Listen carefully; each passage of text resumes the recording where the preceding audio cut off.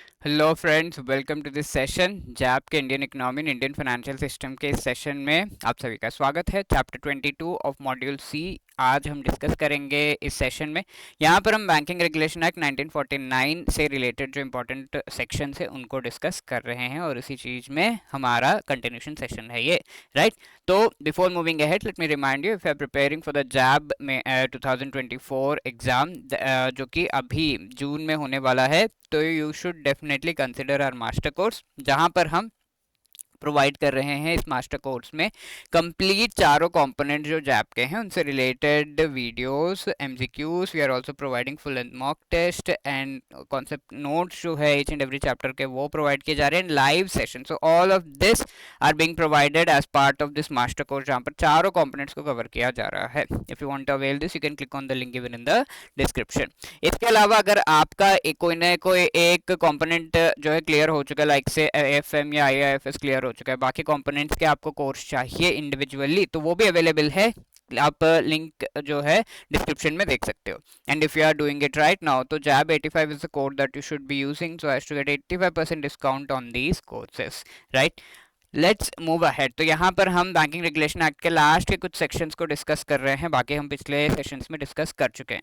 तो we have section ZA, ZC and ZE। तो इनका बहुत डिटेल डिस्क्रिप्शन अपने बुक में भी नहीं दिया हुआ है, हमारे सिलेबस के डिस्कशन के स्कोप से बाहर है।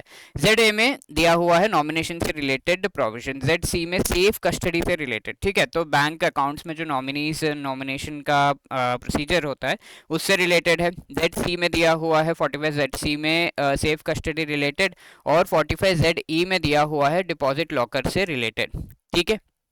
तो ये जो है section 45 ZA, ZC and ZE के कुछ प्रोविजंस। इसके अलावा पार्ट 4 की अगर हम बात करें तो उसमें आपको सेक्शन 49A, तो अभी तक हमने पार्ट 3 तक जो है डिस्कस कर चुके, पार्ट 4 हम देख रहे हैं अब, ठीक है। तो ये एक सेक्शन इंपॉर्टेंट है जिसको डिस्कस करना ज़रूरी है। इसमें दिया हुआ है कि जो भी चेक हैं उनको एक्सेप्ट एंड उनको देने का जो अधिकार है वो सिर्फ बैंक्स को है, ठीक है। The banks which have been as per defined as per this particular banking regulation act, वो ही चेक्स वगैरह दे सकते हैं। And the last one is part 5 में section 56 which we need to discuss, very very important section. इस section में दिया हुआ है कि ये जो बैंकिंग रेगुलेशन एक्ट है वो किस कोऑपरेटिव बैंक्स को अप्लीकेबल है। पहली बात तो ये एक्ट कोऑपरेटिव बैंक्स को अप्लीकेबल था ही नहीं पहले, ठीक है। कोऑपरेटिव बैंक्स पर ये अप्लाई ही नहीं होता था, बट इसे 1996 में इसमें चेंजेस लाए गए और कोऑपरेटिव बैंक्स पर, कोऑपरेटिव सोसाइटीज पर इसे अप्लाई किया गया 1966 में, सॉरी। और ये जो है ड्यूअल कंट्रोल देता है। जो कोऑपरेटिव बैंक्स है इसमें दो तरह के फंक्शंस होते हैं, एक तो administrative functions, management related functions. तो ये फंक्शंस है कि बैंक किस तरीके से मैनेज किया जाएगा, कैसे इसका स्ट्रक्चर होगा, organisational structure, all of these. तो that is being decided by the state government. Apart from that, यहाँ जो भी बैंकिंग रिलेटेड फंक्शंस है, ये दूसरे फंक्शंस है, तो ये आरबीआई डिसाइड कर रहा है। मोस्टली अर्बन कोऑपरेटिव बैंक्स के लिए आरबीआई काफ़ी चीज़ें डिसाइड कर रहा है। तो वो चेंजेस लाए गए थे 2020 में, अमेंडमेंट किया गया था अर्बन कोऑपरेटिव बैंक्स मेनली उससे रिलेटेड। तो आरबीआई इन्हें रीस्ट्रक्चर कर सकता है, इनका स्ट्रक्चर वगैरह चेंज कर सकते हैं, okay.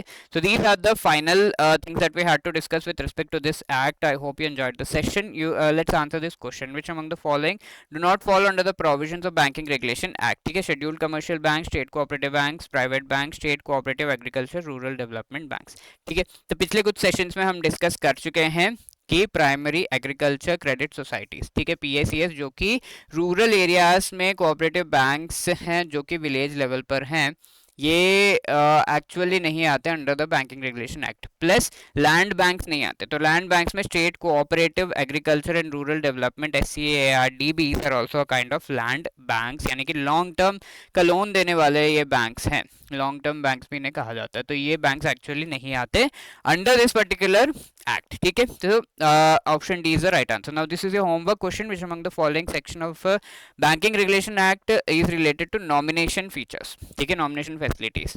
Section 45 ZA, ZB, ZC या फिर सेक्शन 24। तो यहाँ पर you have to answer this question. Let's see who answers it right. And if you have any other queries, you can always contact us on 8146207241 या फिर hello@edutab.co.in पर आप हमें मेल भी कर सकते हो. You can also let us know कि आपको ये क्लासेस कैसी लग रही हैं by dropping a mail at hello@edutab.co.in और dropping a comment in the comment section. Like, share, subscribe करना मत भूलना. All the best. Thank you.